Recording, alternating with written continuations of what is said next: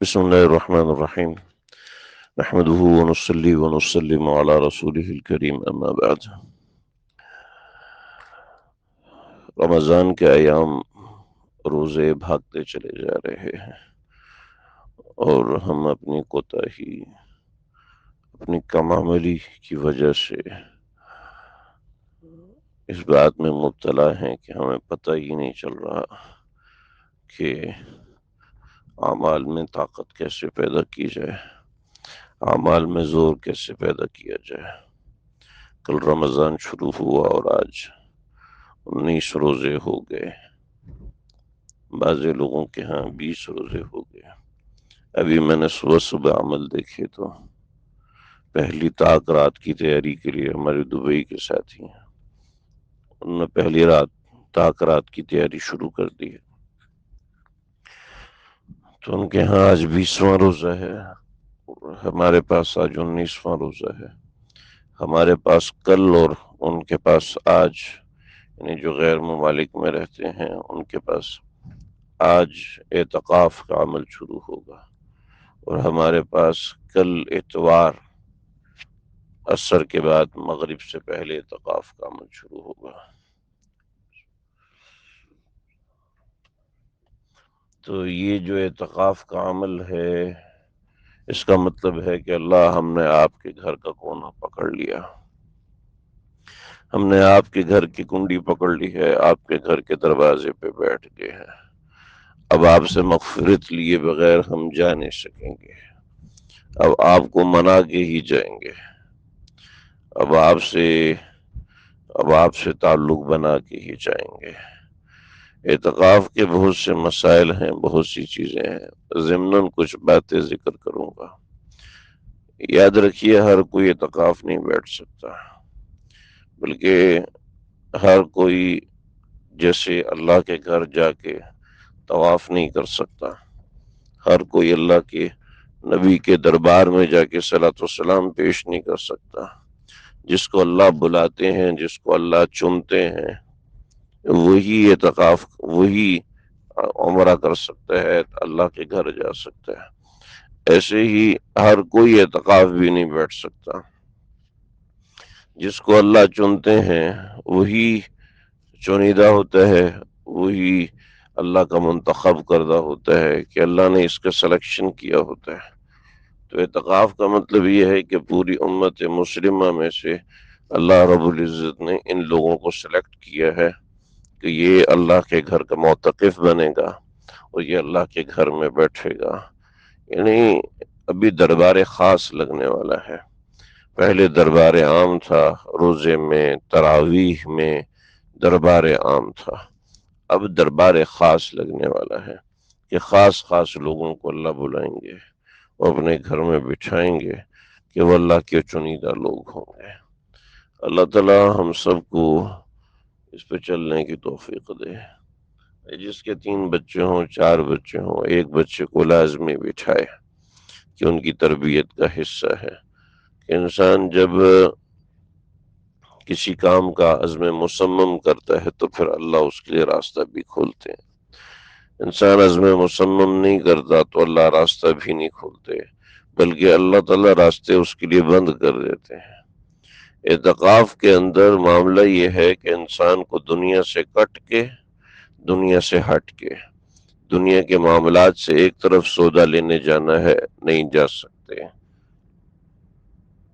کھانا بنانا ہے، نہیں بنا سکتے جناب، حتیٰ کہ باتھ روم میں بھی آپ زیادہ وقت نہیں گزار سکتے، یعنی آپ غسل نہیں کر سکتے، نہا نہیں سکتے، بلکہ اب آپ کو بیت الخلاء میں بھی بس ضرورت کی جو قضائے حاجت ہے بس اس کے لیے جانا ہے، اس کے اوپر آپ جا نہیں سکتے،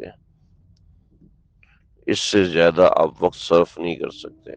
کریں گے تو آپ کا اعتکاف فاسد ہو جائے گا۔ کہ روزے کے اندر آپ دیکھیں معاملہ کیسے ہے کہ روزہ اگر بھول کے کھا لیا جائے تو روزہ نہیں ٹوٹتا، لیکن اعتکاف میں بھول کے باہر نکل گئے تو اعتکاف ٹوٹ جاتا ہے۔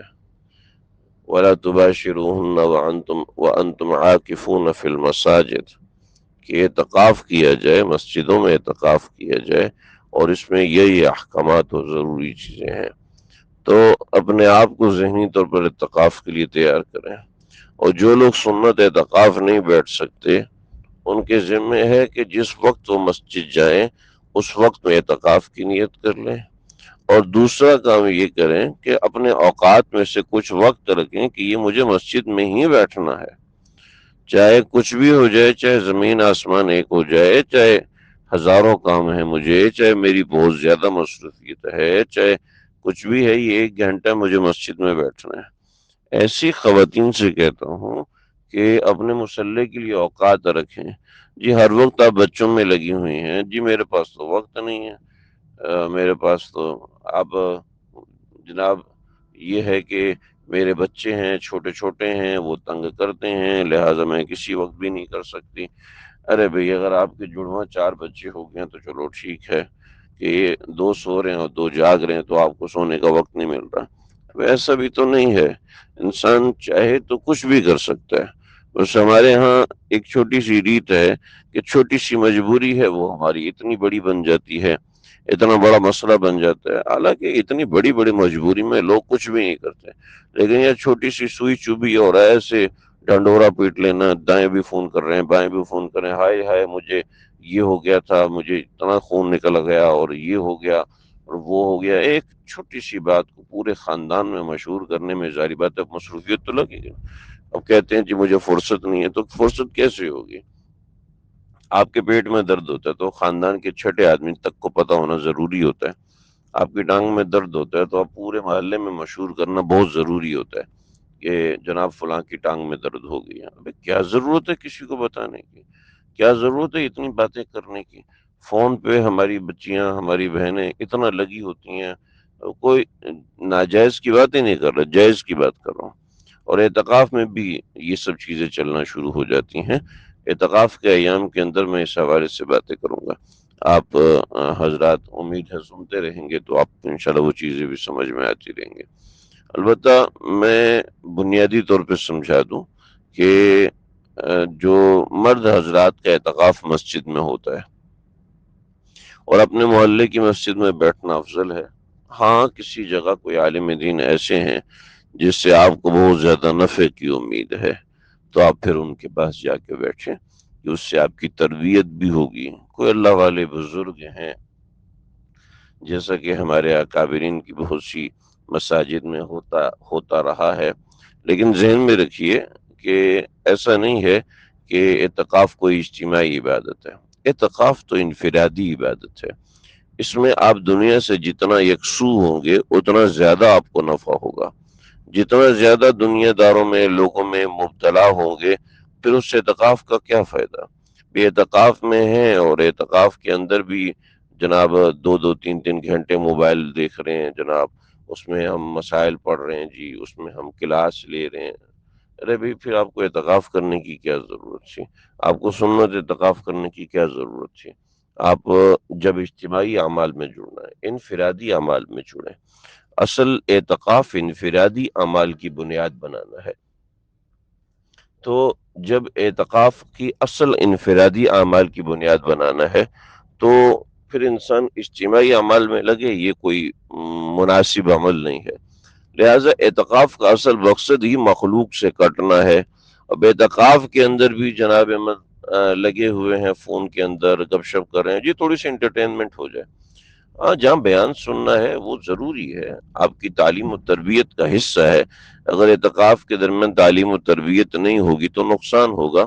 ہم مسجدوں میں بیٹھتے ہیں اور میری کوشش ہوتی ہے، میں اعتکاف میں جتنے بچے نوجوان لڑکے بیٹھے ہوئے ہوتے ہیں میں ان کو چھوڑتا نہیں ہوں، کیونکہ مجھے پتا ہے کہ اگر میں نے ان کو 2 گھنٹے کے لیے چھوڑ دیا تو ان کی جناب دوستیاں ہونا شروع ہو جائیں گی اور وہ گپ شپ لگائیں گے اور بیٹھ جائیں گے، کیونکہ نوجوان بچے ہیں، لہٰذا ہم ان کو مسجدوں میں لے کے بیٹھتے ہیں، کیونکہ ان کو اجتماعی انفرادی اعمال کی کوئی اتنی پہچان نہیں ہوتی۔ لیکن آپ حضرات سے کہتا ہوں کہ اپنے آپ کو اجتماعی اعمال کی بجائے انفرادی اعمال میں جوڑیں۔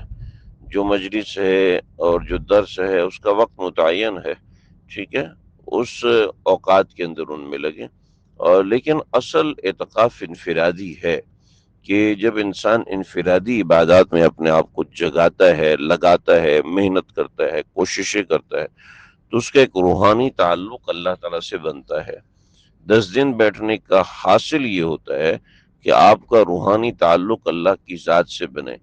اگر آپ کا روحانی تعلق اللہ کی ذات سے نہیں بن رہا تو یہ 10 دن آپ کا بیٹھنا بیکار تھا، آپ نے بلا وجہ اتنی مشقت کی اور اپنے آپ کو ان چیزوں میں لگایا۔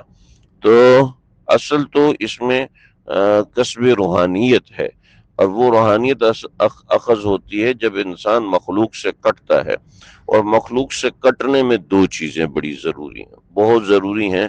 ان کے اوپر میں تفصیلاً بات کروں گا۔ آج میں تھوڑا سا مختصر بتا رہا ہوں۔ نمبر 1، زبان بند، حتی الامکان زبان بند ہو۔ بھی بعض حضرات اس کے اوپر بڑی بحث کرتے ہیں کہ جناب اعتکاف میں بالکل خاموش رہنا یہ مکروہ ہے، اور اعتکاف میں بہت زیادہ بولنا یہ بھی مکروہ ہے۔ ارے بھائی، ضرورت کی بات کریں کہ بھی سحری لا دو، ٹھیک ہے، ضرورت کی بات کریں بھی اٹھ جائیں، آرام بہت ہو گیا، اب اٹھ جائیں، بس ٹھیک ہے، اتنی سی بات کریں۔ تعارف، جان پہچان، گپ شپ اور یہ میسیجز اور وہ میسیجز اور ان میں لگے ان نہیں۔ ایک بات یہ کہ جتنا زیادہ خاموش رہیں گے اتنا زیادہ اپنے دل کے اندر جھانکنے کا موقع ملے گا، اپنے آپ کو پڑھنے کا موقع ملے گا، اپنے مراقبے کا موقع ملے گا۔ بہت سی چیزیں ہیں وہ اعتکاف کے درمیان بتاؤں گا۔ دوسرا، اعتکاف کے درمیان لوگوں سے رابطے کم، حتی الامکان ان رابطوں کو ختم کریں کہ 10 دن کے اندر میرا کسی سے کوئی رابطہ نہیں ہوگا۔ تو یہ 2 باتیں اپنے اوپر لازم کریں، اس کے بعد دیکھیے گا آپ کے اعتکاف میں کس طریقے سے رنگ آتا ہے، کس طریقے سے رونق آتی ہے۔ ہاں، جہاں دین کا آپ کو مسائل پوچھنے ہیں وہ چیزیں ہیں۔ اس کے بعد دوسری چیز، خواتین کا اعتکاف۔ خواتین کا اعتکاف اپنے گھر کی مسجد میں ہوگا، یعنی اپنے گھر میں ہوگا، گھر کے اندر جو اس نے نماز کی جگہ بنائی ہے، اگر نہیں بنائی تو اب بنائے، اگر نہیں بنائی تو ابھی نیت کرے کہ یہ میرے گھر کی مسجد ہے۔ اس کے اندر ایک سوال بہت زیادہ پوچھا جاتا ہے کہ بڑا کمرہ، ایک کمرے کے اندر پورے کمرے میں اعتکاف کی نیت کر لی جائے، اور طرح طرح کی خرابیاں میرے سامنے کئی لوگوں نے بیان فرمائی ہیں، جس کا حاصل و خلاصہ یہ ہے کہ دیکھیے جی، ایک کمرہ ہوتا ہے چھوٹا کمرہ، ایک کمرہ ہوتا ہے بڑا کمرہ۔ اب یہ کیسے پتہ چلے گا؟ یہ ایسے پتہ چلے گا کہ جو کمرہ عرف میں چھوٹا سمجھا جاتا ہے وہ چھوٹا ہوگا، جو کمرہ عرف میں بڑا سمجھا جاتا ہے وہ بڑا ہوگا۔ جس سے ہمارے پاس، میں مثال دے رہا ہوں، یہ اس مثال سے آپ سمجھ سکتے ہیں، ایسا نہیں کہ میں فقہ کی کتاب کی بات کر رہا ہوں۔ مثال یہ ہے کہ کمرے میں بیڈ آیا، اب وہاں سے گزرنا تھوڑا سا مشکل ہے۔ کمرے میں بیڈ آیا، بس میں الماری نہیں لگ سکتی، یہ چھوٹا کمرہ ہے، ٹھیک ہے۔ اور کمرے میں بیڈ آیا، اس کے اندر چلنے کی جگہ بھی ہے، واک کرنے کی جگہ بھی ہے، بچوں کے کھلونے بھی رکھے ہیں، الماری بھی رکھی، یہ ہے بڑا کمرہ۔ تو اب بڑے کمرے میں مکمل کے مکمل کمرے کو اعتکاف کی نیت نہیں کر سکتے۔ البتہ چھوٹا کمرہ ہے، 12x12 کا کمرہ ہے، یہ عام طور پہ چھوٹا کمرہ شمار کیا جاتا ہے۔ تو یہ اتنا چھوٹا کمرہ ہے، لہٰذا اس پورے کمرے میں اعتکاف کی نیت کر سکتے ہیں۔ اعتکاف کی اس کمرے میں کرنا چاہیے جہاں واش روم ہو، غسل خانہ ہو، نہیں، ایسا کوئی ضروری نہیں ہے۔ ہاں ہو تو ایک اچھی بات ہے، اس کو انشاءاللہ اس سے فائدہ ہوگا کہ سہولت رہے گی، بیت الخلاء جانے آنے کے لیے زیادہ مسئلہ نہیں ہوگا۔ گھر کے اندر، اعتکاف کے اندر عورت گھر کے کام کاج نہیں کر سکتی کہ وہ صفائی بھی کرے، ڈسٹنگ بھی کرے، واپس آ کے وہ اعتکاف بیٹھ جائے، نہیں، یہ نہیں، یہ سنت اعتکاف میں نہیں بیٹھ سکتی۔ نفل اعتکاف میں ٹھیک ہے یہ کر سکتی ہے، لیکن سنت اعتکاف میں یہ چیز نہیں ہو سکتی۔ اسی طریقے سے جناب میرے گھر میں تو کوئی کھانا پکانے والا نہیں ہے، تو ٹھیک ہے آپ نہیں اعتکاف بیٹھے، سنت اعتکاف، آپ نفل اعتکاف بیٹھ جائیں۔ تو اگر کھانا بنانا ہے، کپڑے، جی وہ بچہ ہے چھوٹا، اس کو اس کا پیمپر صاف کرنا ہوتا ہے، اور یہ بچہ آپ کے پاس آ جائے، آپ اعتکاف گاہ کے اندر اس کو کپڑے چینج کروا دیں، ٹھیک ہے، اس میں کوئی حرج نہیں۔ لیکن اعتکاف گاہ سے باہر جا کے واش روم میں جا کے اس کو صفائی کروا رہی ہیں، اس کو استنجا کروا رہی ہیں، اس سے آپ کا اعتکاف فاسد ہو جائے گا۔ اسی طریقے سے اعتکاف کی جگہ کے اندر ہی کوئی چیز دے دی کہ جناب اس کو کاٹ دو اور یہ کر دو وہ کر دو، ٹھیک ہے۔